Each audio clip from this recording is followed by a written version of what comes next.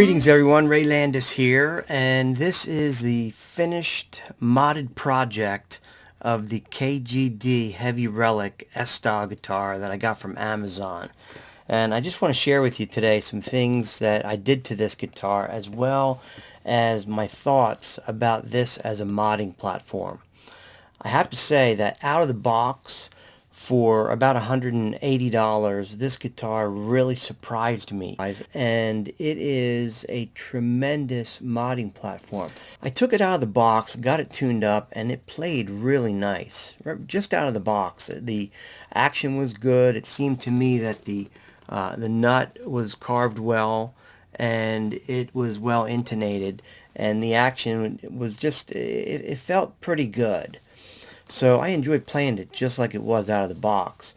But my intention was to mod this guitar, and you can see I've really gone to town on it and changed it up quite a bit.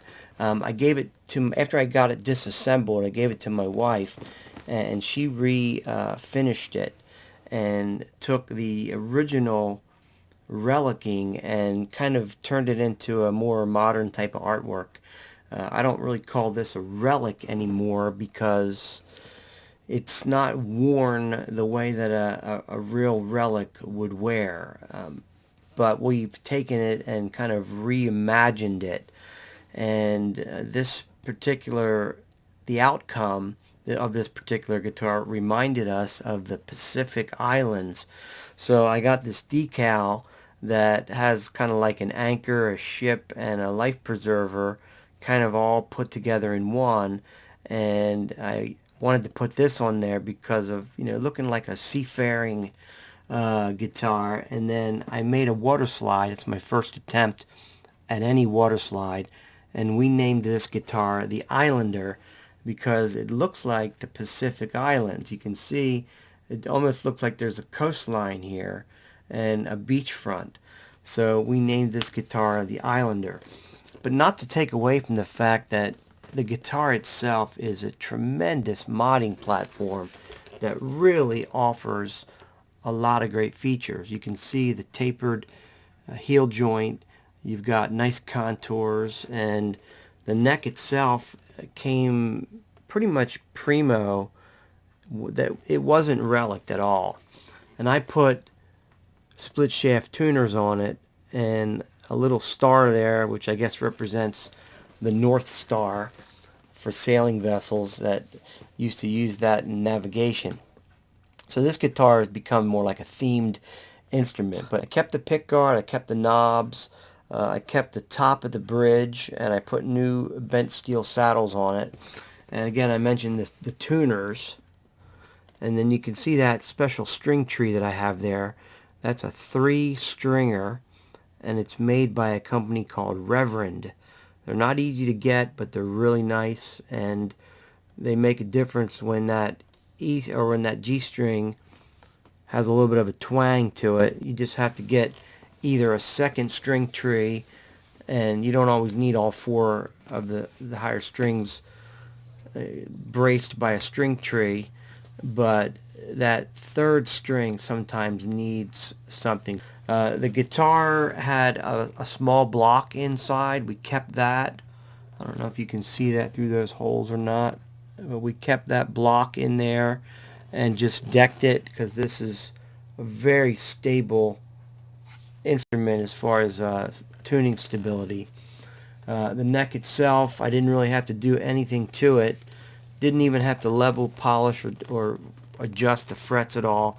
The neck just went back on, and it was really perfect. I sanded off the KGD logo and kind of made it into a generic, and then put that star on there.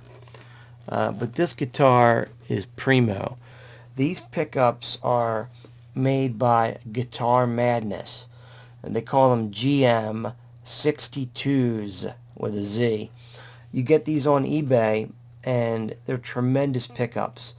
They have great sound. You get a lot of great variations out of them.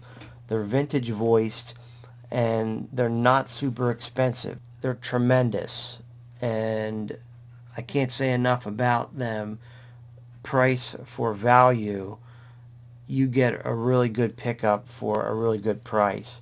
And this guitar, with these little upgrades and refinishing, has really turned into one of my favorite instruments. And I say that about a lot of instruments, but this one's really special. The finish on this is shellac, and then over the shellac is true oil. It's become one of my favorite finishes because you get a lot of really nice shine out of it without having to buff it a whole lot. And the other thing is it's very forgiving, especially when you use it on a relic, which is forgiving in itself because it's already got marks and things on it. But that, again, is one of my favorite finishes. And one additional thing that I did is I added on the second tone a push-push, so I can bring the bridge pickup in. I can bring the bridge pickup in when it's with the neck, or I can get all three together. And I thought that was a nice way to be able to get some variations. I'm going to play a few sound samples for you, let you kind of hear how it sounds. But this is a tremendous instrument. I think I can highly recommend this as one of the best modding platforms out there. So I've got this KGD Relic Strat all taken apart, and I've started to work on it. All the parts are laid out from the original. Interestingly, on this guitar, they didn't relic anything but the body. So what I've done with the body so far is I've taken the finish down wherever the relic areas were. I say were because they're still there, but they're not like they were. I've actually sanded those down so that it doesn't look like a natural relic.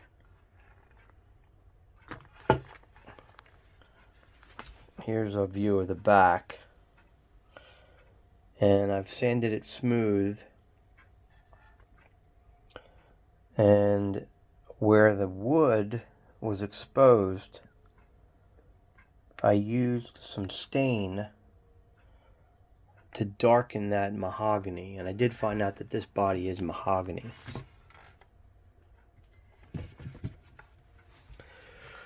So I used this DWIL wood stain that I get from Amazon to stain these areas darker. And my wife is going to take this body outside and she's going to do some layering with it and then sand off some of the new finish to create not a true relic, but like a shabby chic type of look, which I really like better than the relic. The headstock used to have the KGD logo, which I sanded off, and then I coated that sanded finish with some shellac. And then after 2 coats of shellac and a little bit of steel wool, I put 2 coats of gun oil on there, and that turned out really nice. Then I went ahead and put a set of the split shaft classic tuners on, and you really can't see any of the marks, not significantly, from the other tuners that were on there. I left the serial number because the back of the neck is pristine, and I figured I was just going to kind of keep that pretty much the way that it was, and that serial number doesn't bother me. And then I used one of the string trees that do 3 strings, and I'll put that information on the screen or in the notes so you can get one of those if you'd like to. I think they're made by a company called Reverend, and they are not easy to get, and they're quite pricey, but when you have a twangy sound on a guitar like this one had originally, that many times can take care of that and get that all worked out. I'm going to go ahead and deck the trem, and I'm going to do a few little innovative things with that to kind of make it more like a hardtail. Just for information, which I'm not going to keep the electronics, but to let you know what's inside of this, we're looking at ceramic pickups, the wafer switch, the 5-way switch is kind of like a circuit board, and then you've got dime-sized pots. And to be honest with you, this is one of the best sounding combinations that I've heard with ceramic pickups. These actually sound really good, but I am going to replace those with some pickups. I haven't unwrapped them yet. These are the GM 62z's. I'm going to replace the electronics with some full-size pots, a nice switch, and those Guitar Madness 62s. So that ought to make this thing sound really good. I'm thinking about putting a push switch so that I can get all 3 pickups. But there's all the parts. Everything's kind of laid out. It's kind of been reworked, reimagined. Still have to get the tape out of the neck pocket and do some unique sanding to it. I'm going to leave that to Wendy. And the pickup configuration has now been redone, and we've got some GM pickups in there, and we've used a KAISH circuit board type of see if I can turn that.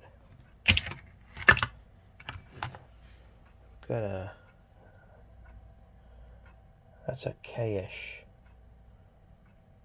circuit board type there with a push switch so I can get all 3 pickups. We are going to deck the trem, and I've got a new idea here for capping off the trem socket with a little cap screw there. I thought that would work out nice. Shouldn't be long now to see the KGD Relic reimagined.